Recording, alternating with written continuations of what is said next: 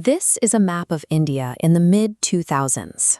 The red area stretching across the central and eastern states highlights what became known as the Red Corridor.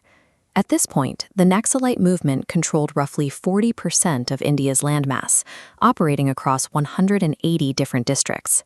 Inside this territory, they completely replaced the Indian state. They ran a parallel government called the Janata Sarkar. They set up their own court systems to handle local disputes, collected taxes from regional businesses, and maintained heavily armed military units.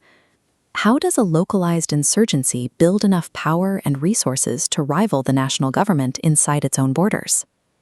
To understand how they captured so much territory, we have to rewind to 1967. The roots of this entire conflict grew out of a total failure of the local justice system. In the rural village of Naxalbari, West Bengal, a tribal farmer named Bimal Kisan went to court against a powerful local landlord who had stolen his land. Bimal won the case and secured legal ownership, but when he went to claim his property, the powerful landlord's men beat him and drove him away, and the local police refused to intervene. A local political activist named Charu Majumdar watched this happen. He saw that legal documents meant nothing if the authorities wouldn't enforce them, leading him to the conclusion that the entire democratic framework was rigged against the rural poor. Looking to break the landlord's power, Majumdar turned to foreign political theory. He heavily studied the communist ideologies of Karl Marx, which argued for a classless society where resources were taken from the wealthy by force if necessary. He then looked at neighboring China.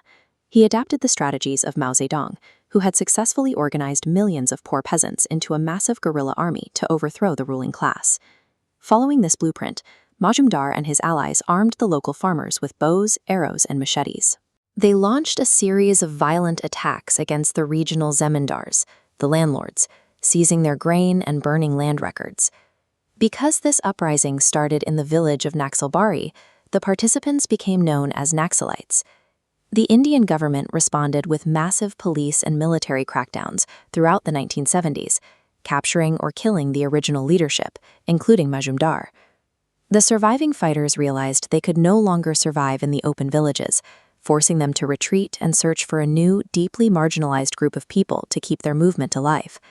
By 1980, a new leader named Kondapalli Sitharamaya began regrouping the scattered factions. He formed an organization called the People's War Group and made a critical strategic shift away from the easily accessible rural towns. To evade state forces, his fighters moved deep into India's central and eastern dense forests. These areas were so remote that they often lacked proper mapping, paved roads, or any state infrastructure. Inside these forests lived millions of indigenous tribal populations. For generations, these communities had existed almost entirely outside of India's mainstream economic development, relying on the forest for their survival. In the same year the People's War Group formed, the government passed the Forest Conservation Act, which severely restricted the tribals from gathering basic supplies like wood and fruit. On top of that, outside contractors were exploiting their labor, paying them a mere 4 rupees for massive bundles of tendu leaves, which are used to make cigarettes. The Naxalites saw an opportunity. They organized protests, violently attacked corrupt forest officers, and forced the contractors to increase the price of tendu leaves from 4 rupees up to 25 rupees. By delivering immediate, tangible results where the legal system had failed, the Naxalites secured the deep trust of the tribal communities. They weaponized this loyalty, transforming a deeply marginalized demographic into a dedicated, fiercely protective guerrilla army. The conflict rapidly escalated in 1991 when India began to open its markets to private corporations. Industrial and mining companies rushed to secure resources, and 85% of India's coal reserves happened to be buried directly underneath these tribal forests. The government passed laws stating that companies needed local tribal approval to mine. In practice, widespread corruption meant that heavy machinery simply rolled into the forests, displacing communities and destroying their environment without their consent. The resulting anger was a massive recruiting boom for the Naxalites. They used their growing numbers to reach out to militant groups abroad, like the LTTE in Sri Lanka. From these groups, they acquired AK-47s and learned how to manufacture and plant highly lethal improvised explosive devices. Now heavily armed, they began assassinating local politicians and police officers. They also targeted the incoming corporations, launching so many attacks that major companies like Tata and South Korea's POS Co. were forced to abandon multi-billion-dollar industrial projects in the region. The rush for mineral wealth pushed tribal desperation to the breaking point, handing the Naxalites absolute control over the forests. They reached the height of their power, running a highly organized, multi-million-dollar extortion racket masked as a fight for the working class. This chart shows the geographical footprint of the movement over time. Today, the once massive Red Corridor has fractured, shrinking their territory from 180 districts down to roughly 18. The state's military response was intense, but the structural collapse of the movement came from within. The Naxal leadership eventually mutated into the exact kind of powerful exploiters they had originally taken up arms against. Intelligence agencies uncovered that top commanders were hoarding the extortion money collected from mining companies.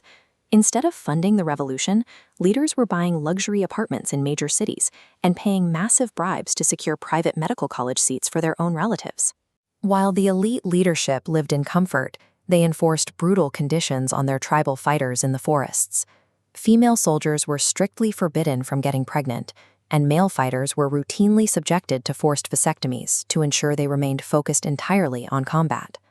When the tribal communities saw their children dying in the crossfire, while the leadership bought real estate in Delhi, the deep trust built in the 1980s shattered. The movement lost its primary source of power the moment its soldiers realized their genuine suffering was just funding a criminal enterprise. As they lost their grip on the forests, the leadership tried to pivot to what became known as urban Naxalism.